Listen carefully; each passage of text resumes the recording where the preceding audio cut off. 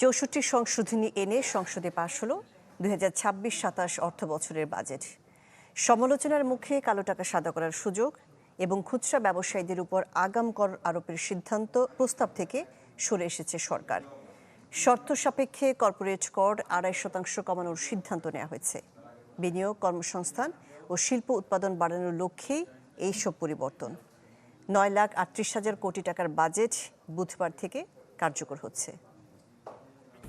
আমাদের উঠে দাঁড়াতে হবে। স্পিড সকল অন্যায়ের বিরুদ্ধে রুখে দাঁড়ানোর এনার্জি পার্টনার। আপনাকে ধন্যবাদ। প্রায় এক মাসের আলোচনা বিতর্ক শেষে জাতীয় সংসদে পাশ হলো ২০২৬-২৭ অর্থ বছরের বাজেট, যেখানে ব্যক্তি খাতে করমুক্ত আয়ের সীমা ৪ লাখ টাকায় বৃদ্ধি, কিছু ক্ষেত্রে কর ছাড়, ব্যাংক হিসেবে টিআইএন নয়, কালো টাকা সাদা করার সুযোগ বাদ দেয়া সহ আনা হয় ৬৪টি সংশোধনী। ফ্যামিলি কার্ড এটি একটি নতুন উদ্যোগ।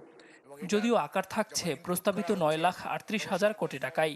স্পিকার হাফিজউদ্দিন আহমেদের সভাপতিত্বে যা সংসদে কণ্ঠভোটে পাশ হয়। যারা এই প্রস্তাবের পক্ষে আছেন তারা হ্যাঁ বলুন, যারা এই প্রস্তাবের বিপক্ষে আছেন তারা না বলুন। আমার মনে হয় হ্যাঁ জয়যুক্ত হয়েছে, হ্যাঁ জয়যুক্ত হয়েছে, হ্যাঁ জয়যুক্ত হয়েছে। এই দিন রীতি অনুযায়ী নির্দিষ্টকরণ বিল পাশের প্রক্রিয়া শুরু হয় সংসদে। এবারের বাজেটে ৫৯টি মঞ্জুরি দাবিতে ৩৬টি মন্ত্রণালয় ও বিভাগের বিপরীতে ১,৩৪৩টি ছাঁটাই প্রস্তাব উপস্থাপন করেন বিরোধী দলের ৪৩ জন সংসদ সদস্য, যা সরাসরি কণ্ঠভোটে নাকচ হয়। যারা এই প্রস্তাবের পক্ষে আছেন তারা হ্যাঁ বলুন, যারা এই প্রস্তাবের বিপক্ষে আছেন তারা না বলুন। আমার মনে হয় না জয়যুক্ত হয়েছে, না জয়যুক্ত হয়েছে, না জয়যুক্ত হয়েছে। বাজেটে ৬.৫% প্রবৃদ্ধি এবং মূল্যস্ফীতি ৭.৫% নামিয়ে আনার লক্ষ্য সরকারের।